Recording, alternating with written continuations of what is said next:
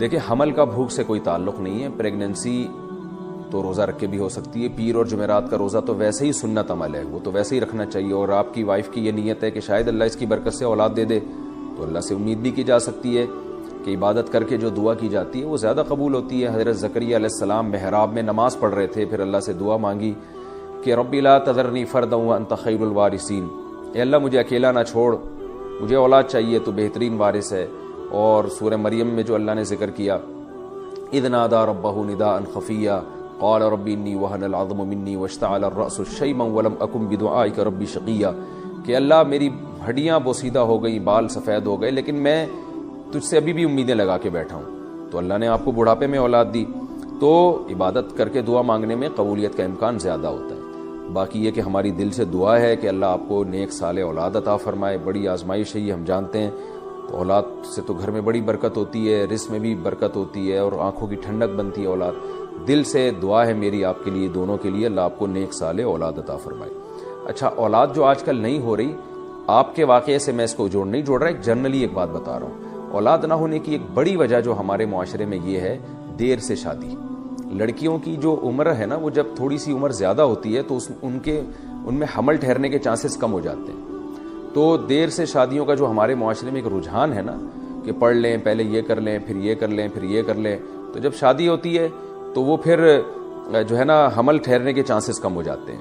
ایک وجہ یہ ہے. دوسری وجہ یہ ہے کہ ہمارے ہاں بہت دفعہ ایسے ہوتا ہے کہ جب شادی ہوتی ہے تو میاں بیوی کہتے ہیں کہ ابھی ہمیں اولاد نہیں چاہیے, تو حمل ٹھہرنے کی گولیاں کھانا شروع کر دیتے ہیں یا انجیکشن لگوا لیتے ہیں. اس کے بہت خطرناک سائیڈ ایفیکٹ ہوتے ہیں, اس سے بھی حمل ٹھہرنے کے چانسز کم ہو جاتے ہیں.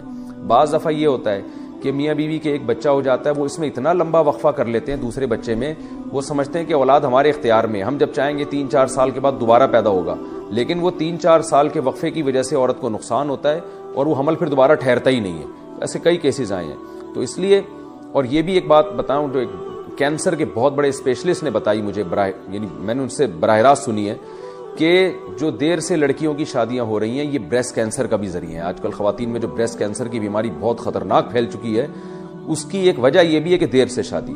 وجہ اس کی ہے کہ جو بریسٹ ہے وہ میچور ہو چکا ہوتا ہے, اور اس میں پھر جو مائیں جب, یعنی اس میں جب دودھ آتا ہے تو اس کی جو سیل کی جو ٹوٹ پھوٹ ہوتی ہے, اس کی وجہ سے ڈسٹربنس پیدا ہو جاتی ہے اور وہ کینسر کی طرف لے جاتی ہے.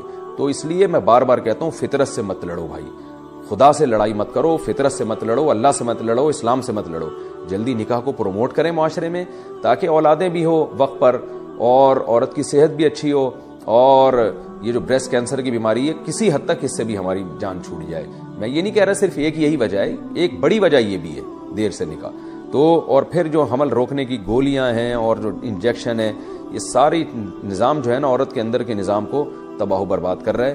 لیکن قربان جائیں فیملی پلاننگ والوں پہ, وہ ہمیں بچے پیدا کرنے کے خود ساختہ جو ان کے بنائے ہوئے نقصانات ہیں نا وہ تو بتاتے ہیں, بچے روکنے کے جو اس سے زیادہ نقصانات ہیں وہ نہیں بتا رہے ہوتے. تو یہ بھی ایک شامت اعمال ہے. بہرحال یہ میں نے آپ کے لیے نہیں کہا, یہ میں عمومی بات کی ہے, کیونکہ ایک موضوع چل پڑا تھا تو میں نے کہا اس میں وضاحت کر دوں.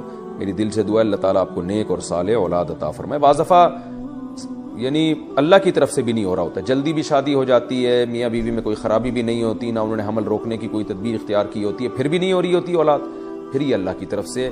تو اللہ سے بس اچھی امیدیں لگانی چاہیے, اور جو آزمائش مقدر ہے اس پہ صبر کرنا چاہیے.